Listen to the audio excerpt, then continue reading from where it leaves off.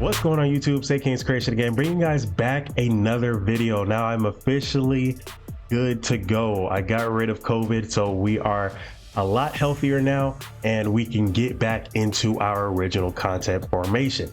Now that being said, we are going over Borderlands 4 new Bounty Pack 1 DLC. It is completely free for those who are playing Borderlands 4 and want to know about the DLC. If it's paid or free, it is free, and we will review all of its content.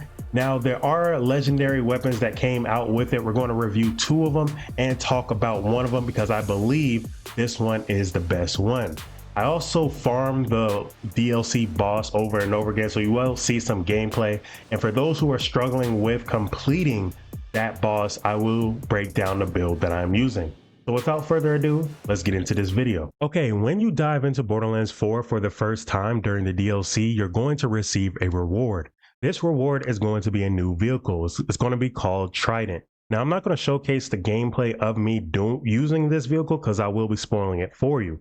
But we also have a new tab called Vault Cards. The Vault Cards menu is where you can view and purchase gear and cosmetic rewards from completing challenges and earning tickets.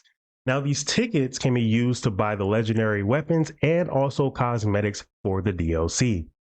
You passively earn experience for your activated Vault card just by participating in any activities that reward normal experience. You can also earn tickets from completing daily and weekly challenges randomly assigned to each Vault card. Complete these activities to earn tickets. Challenges also reward XP and have daily and weekly resets. These weekly resets and these challenges is going to keep you going day in and day out if you want to achieve and unlock all the cosmetics and legendary weapons for the Mercenary Day DLC. Now I am going to showcase 2 of those weapons and also showcase how quickly I was able to get to level 5 already on the Vault card. It doesn't really take that much effort depending on what activities you're doing. Now, if you're just going around in the open world, just killing different monsters or enemies, it might take you a little slower because I was completing a side quest at the same time, and it allowed me to get a lot of experience. So I probably jumped from level 2 to level 5 by just doing this side quest alone. At the end of my recording day, I got to around level 15 or level 13, and that was just from farming the DLC boss over and over again. So if you think that, oh, this is going to take a while or a very long time, I promise you it will not take that long. Now, as you guys can see here, I did receive 8 tickets already within the first 20 minutes of my gameplay. I have completed a lot of challenges without even looking at the challenge list. So a lot of the challenges that you're going to receive are just going to be pretty normal and easy to complete. So you probably wouldn't even be paying attention. It's going to be passive. So for the DLC, in order to start it, you can start it at pretty much any of the major towns. I wanted to start it where Rush was at because it's about Rush. Now, in order to start the quest or the side mission, you have to click on a little present box and it will begin a cutscene for you. Now, I'm not going to play the audio of this cutscene because I don't want to spoil what it's saying, but you guys can see a quick visual of what it looks like for those who are probably not going to play it, but just want to see what the DLC is about. The goal of this DLC is for you to go around and deliver different presents to different people that Rush is asking you to deliver these presents to. All right. And once you deliver these presents, something is going to happen where it's going to cause you to chase down the boss or find his location. Once you find his location, then you're going to go ahead and just kill all the enemies and try to solve different ways of unlocking doors and destroying broadcast, and also finding hidden little presents around as you're going through the map Ministry of Culture, because that's where the DLC boss is held. And once you find all those hidden presents, as you've seen in the intro, I was having a lot of loot hit the floor after opening up those presents. So finding those presents is key. Do not walk by them. Now, once you reach the boss, you want to go ahead and put on your strongest gear possible. That way you can speed run through the boss kill. Or if you are struggling to kill the boss, I have a build breakdown of how I was able to kill the boss right here. All right, so the main weapon that I've used to farm the new DLC boss over and over again is the Aramid Bod, okay? This is a meta weapon for me, or a meta legendary weapon for me, because it's all around. You can use it as a shotgun, assault rifle, sniper rifle, pistol, and SMG. Like the damage distance does not really change from like really far away and really close up. It does a lot of damage. And also, we are going to review the two new legendaries that we received for the DLC. You can obtain these by going to the Vault Cards tab. And then as you guys can see, they cost 10 tickets each. Now I bought two of them. All right. We got the Missile Laser and the Reinforced Aching Royal. And these are the other items that I've used. Now I've broken most of this down in a previous Borderlands video. If you guys want to check that out, make sure you check that out. I will leave it at the end of this video, but this is the rep kit I used, the grenade ordnance that I've been using.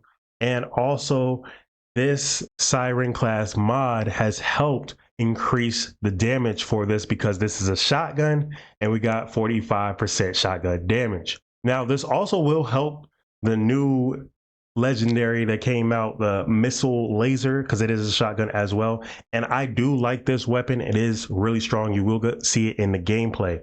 Now I'm using a Timekeeper's new shield. This has not changed. And I'm using the Leap Year enhancement.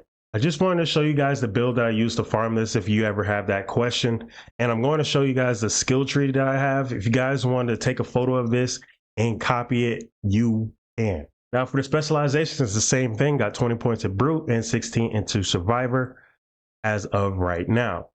Now here is a quick gameplay of me showing proof that I've killed this boss multiple times using the build that I just showed to you guys. But once I complete this gameplay, I am going to show you guys the two legendary DLC weapons that I received in the wild card challenges, okay? So without further ado, let's go ahead and start it off. Reforged Aching Royal is the worst legendary weapon of this DLC in my opinion. Now the reason why I'm saying that is not because of the damage. The damage is actually pretty darn decent against minions or like little small enemies, but against a boss it's pretty weak, as you guys can see. One of the biggest annoying features of this legendary weapon is the fact that you have to continuously cool down the weapon by switching either ammo types like you normally would, and it will cool down the weapon. But the only problem is that it overheats pretty darn quickly and you have to continuously flick different ammo types in order to cool down. Now you're not really flicking different ammo types, you're not switching from pistol to shotgun, but that same feature will allow you to keep cooling down the weapon. Now I had to swap away from it because it was so bad.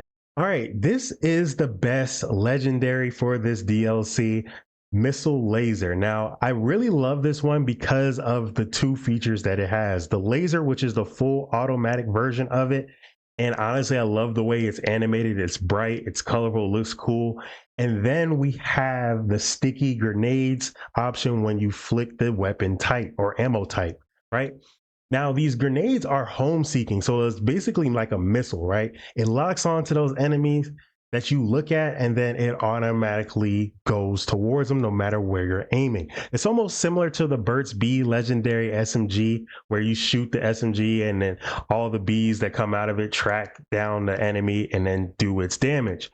Now keep in mind the sticky grenades that attach to the enemy, or sticky missiles, whatever you want to call it, that attach to the enemy, if you just leave it there, it won't really do a lot of damage to the bosses. You have to really add on more damage with it. Maybe add on the laser ability, the full automatic version, if you only want to use this weapon. Or once you have all the sticky grenades on the enemy, swap to a different weapon that's your strongest weapon and just do a lot of damage at once. Now, I didn't complete this boss fight with this weapon because it was just too slow. Now, I mentioned to you guys the bod legendary weapon, which is the all-around weapon. I do so much damage with that. It's kind of hard to put it away when it comes to boss fighting because I don't want to just sit there and have to deal with dodging a lot of damage for hours on hours just to use a weapon that just came out. If the weapon is strong enough to handle the bosses, then I will use it the entire time. Now, with Borderlands, you have to kind of adapt your, say for example, Vex, right? You're using Vex. You have to keep changing up your skill trees to match the weapons you're using. That being said, I showed you guys a full review of this Bounty Pack 1 DLC that is free. Now, after going through the entire DLC, I'm actually glad that they made this free because a lot of people probably would have complained if this was paid. Now, some of the legendary weapons is cool. The continuous challenges daily and weekly is going to keep people busy. And also the cutscenes and different character narrations is also pretty cool to see in the DLC as well. Now, after you complete the DLC, I'm thinking it's probably around 3 hours if you're really high end geared in this game. Now, it might take you a little longer if you're newer coming into the game, but other than that, it's pretty short of a DLC. Once you complete it, you can just go about doing your weekly and daily challenges. Other than that, I actually think it was pretty cool for the holiday season. If you guys enjoyed this review of the DLC and also 2 of the legendary weapons that I received from the Vaults card tab, make sure you hit that like button, subscribe if you're new to the channel, and I'll catch you guys in the next one. Peace.